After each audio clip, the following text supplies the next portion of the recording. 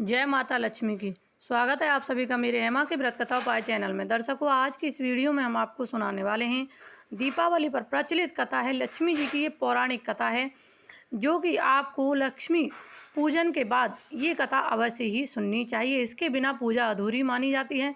इसके सुनने से सभी फल की प्राप्ति होती है। माता लक्ष्मी प्रसन्न भी होती है। हमारे लोक संस्कृति में दीपावली त्यौहार माता लक्ष्मी की बड़ी सौंधी सी कथा प्रचलित है। एक बार कार्तिक मास की अमावस्या को लक्ष्मी जी भ्रमण कर पर निकली। चारों ओर अंधकार व्याप्त था। वह रास्ता भूल गई। उन्होंने निश्चय किया कि रात्रि में वे मृत्युलोक में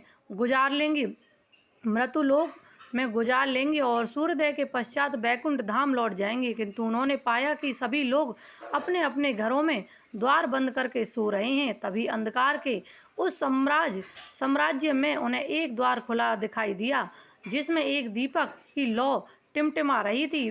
वे उस प्रकाश की ओर चल दी। वहां उन्होंने एक वृद्ध महिला को चरखा चलाते देखा। रात्रि विश्राम की अनुमति मांगकर वह उस बुढ़िया की कुटिया में रुकी। बुद्ध महिला यानी कि वृद्ध जो महिला थी, लक्ष्मी देवी को बिस्तर प्रदान कर पुनः अपने कार्य में व्यस्त हो गई।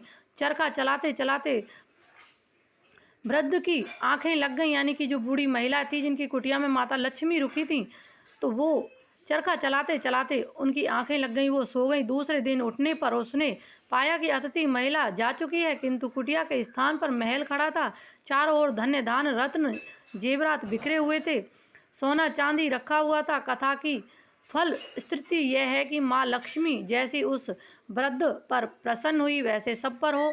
और तभी से कार्तिक अमावस्या की रात को दीप जलाने की प्रथा चल पड़ी है। लोग द्वार खोलकर लक्ष्मी जी के आगमन की प्रतीक्षा करते हैं, किंतु मानव समाज यह तथ्य नहीं समझ सका कि मात्र दीपक जलाने और द्वार खोलने से माँ लक्ष्मी घर में प्रवेश नहीं करती, बल्कि सारी रात परिश्रम करने वाली वृद्ध की तरह कर्म करने पर और अंधेरी राहों पर भटक जाने वाले पथिक यानी कि लोगों के लिए दीपक का प्रकाश फैलाने पर घरों में लक्ष्मी विश्राम करेगी। ध्यान दिया जाए कि वह विश्राम करेंगी, निवास नहीं, क्योंकि लक्ष्मी का दूसरा नाम ही चंचला है, अर्थात स्थिर रहना उनकी प्रकृति नहीं है। इस दीप उत्सव पर कामना करें कि राष्ट्रीय एकता का स्वर्णदीप युगों युगों तक अखंड बना रहे, हम ग्रहण कर सकें नन्हे से दीप की कोमल सी बाती का गहरा सा संदेश कि बस अंधकार को पराजित करना है और नैतिकता के सौम्य उजास से भर उठाना है।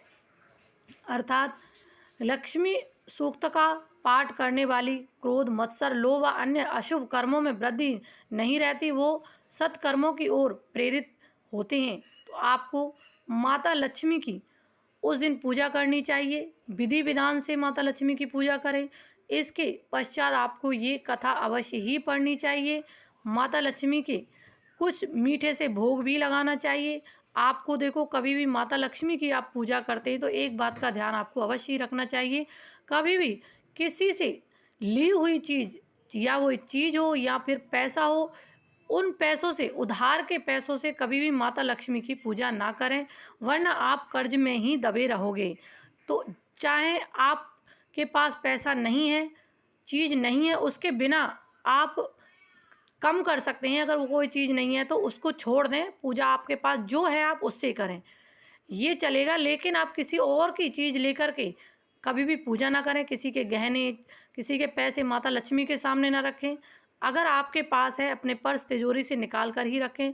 अपने पैसों से लाई हुई चीज़ों को माता लक्ष्मी के सामने रखें और उन्हीं से पूजा आपको करनी है। उस दिन माता लक्ष्मी, गणेश सभी की पूजा होती है। सबसे पहले माता लक्ष्मी, गणेश जी सभी की पूजा करें उस दिन और विधि विधान से इस पूजा को करें, कथा पढ़ें।